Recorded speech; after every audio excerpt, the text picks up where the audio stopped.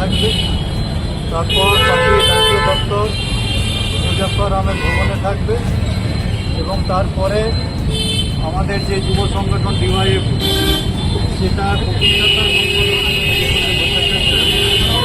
সেই ডিওয়াইএফের অফিসে থাকবে। তারপর বিকাল 4টার সময় এনআরএস মেডিকেল কলেজে সেখানে হচ্ছে তার মরণোত্তর দেহদান করা হবে।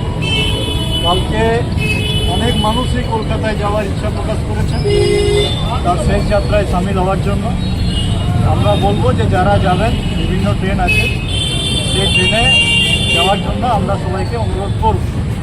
আর পরবর্তীকালে আমাদের আরও কিছু কর্মসূচি হবে। আজকে যেমন সকালে আমরা শোক মিছিল করেছি, এখন বিকালবেলা একবার করলাম। আগামীকাল জেকেনগর এলাকাতে আমাদের শোক মিছিল হবে। পরবর্তীকালে যে কর্মসূচিগুলো তাকে শ্রদ্ধা জানিয়ে হবে সেটা আমরা পরবর্তীকালে জানিয়ে দেব।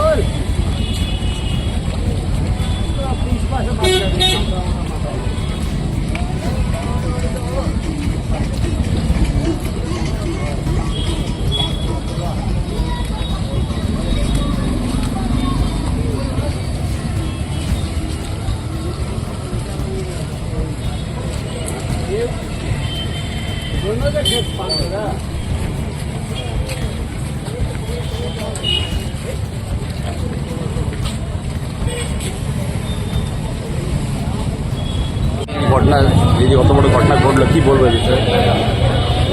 কমরেড বুদ্ধদেব ভট্টাচার্য আমাদের পার্টির প্রাক্তন পলিট ব্যুরোর সদস্য, রাজ্যের মুখ্যমন্ত্রী ছিলেন প্রাক্তন। তিনি বেশ কিছুদিন ধরেই অসুস্থ ছিলেন এবং আজ সকালে তার জীবনাবসান হয়। 8:20 নাগাদ তার জীবনাবসান হয়েছে। আগামীকাল আরও অনেকগুলো কর্মসূচি আছে।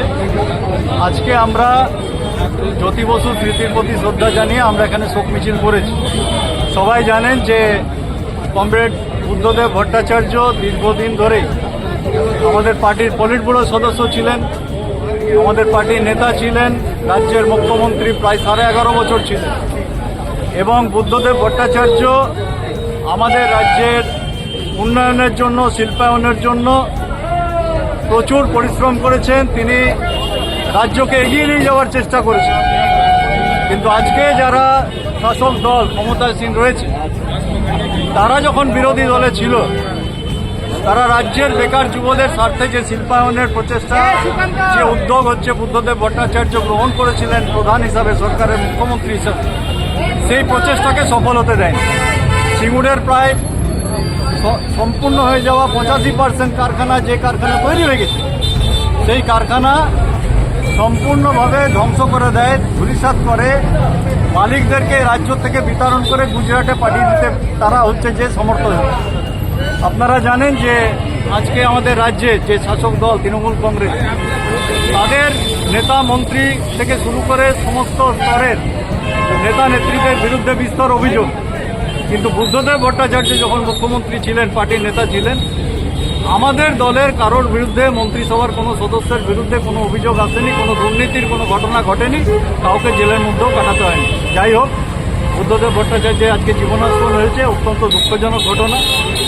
আগামীকাল সকালবেলায় বিধানসভা ভবনে তার মরদেহ শায়িত থাকবে। তারপর মুজাফফর আহমেদ ভবন, আমাদের পার্টির রাজ্য দপ্তরে দীর্ঘ সময় ধরে তার মরদেহ শায়িত থাকবে। এবং যে যুব সংগঠন তিনি প্রতিষ্ঠা করেছিলেন সেই যুব সংগঠনের অফিসে বিকাল 3টের পর তার মরদেহ শায়িত থাকবে। সেখানে সবাই শ্রদ্ধা জানাতে পারবেন। রানীগঞ্জ থেকেও বহু মানুষ সেখানে যোগদান করবে এবং বিকাল 4টের সময় আগামীকাল নীলরতন সরকার মেডিকেল কলেজে তার মরণোত্তর দেহ দান করা হবে।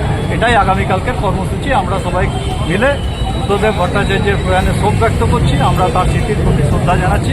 কমরেড বুদ্ধদেব ভট্টাচার্য, লাল সালাম।